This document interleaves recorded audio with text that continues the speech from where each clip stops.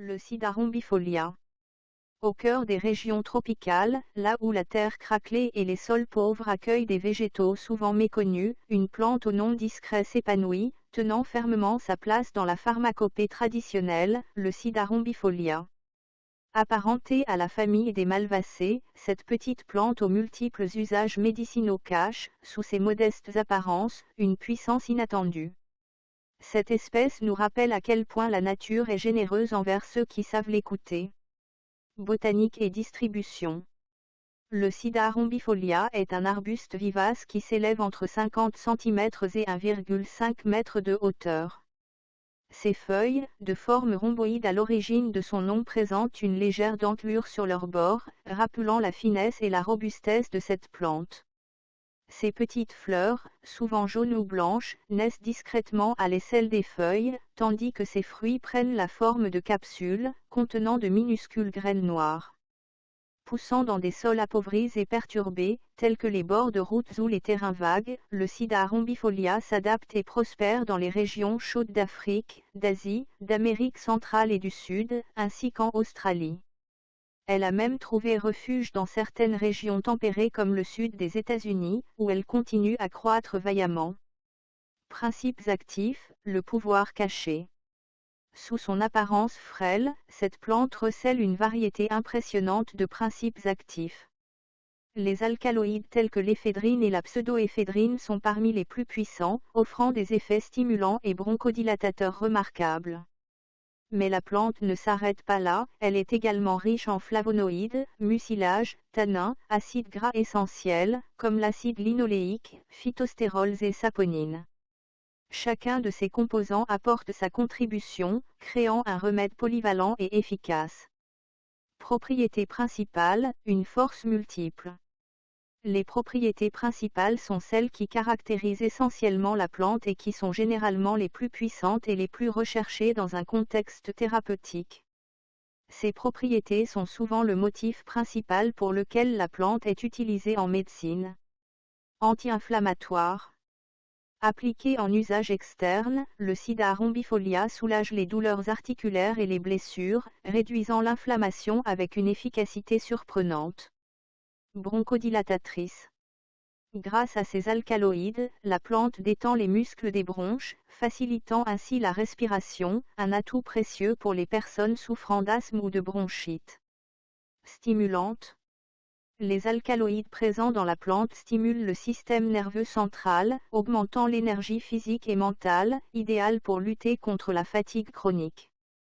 Antibactérienne et antiparasitaire.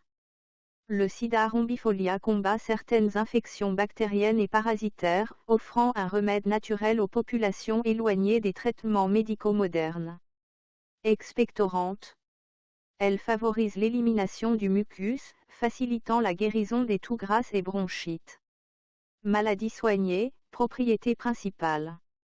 Sida rombifolia se révèle précieuse dans le traitement de diverses affections respiratoires telles que l'asthme et la bronchite, où elle agit en facilitant la respiration et en apaisant les inflammations.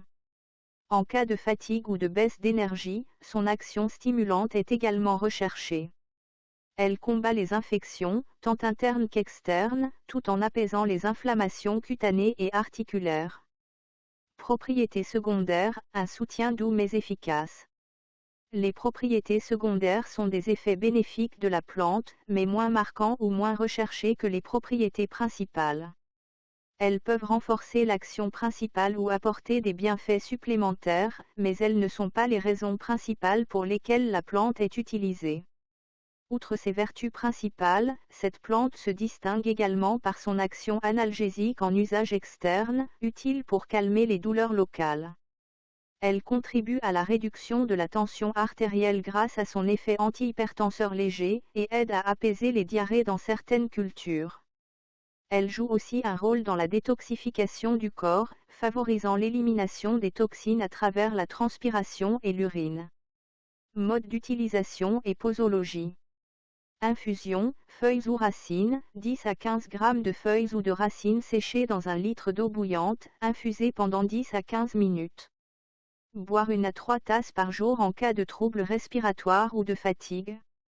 Poudre, racines ou graines, 1 à 2 grammes par jour, mélangées dans une boisson, pour stimuler l'énergie et traiter les infections légères.